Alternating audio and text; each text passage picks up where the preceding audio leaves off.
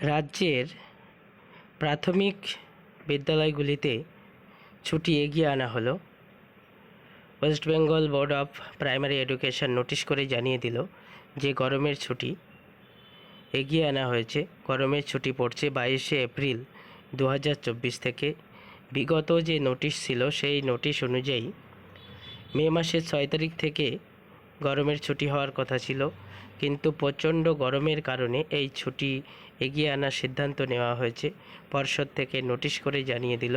তোমরা নোটিশটি দেখে নাও।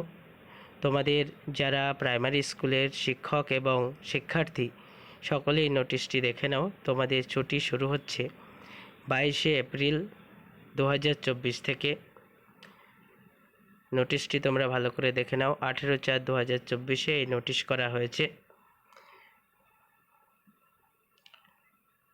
রাজ্যের সকল প্রাইমারি স্কুলে 22 তারিখ থেকে ছুটি পড়ছে এবং এটি অনির্দিষ্টকালের জন্য।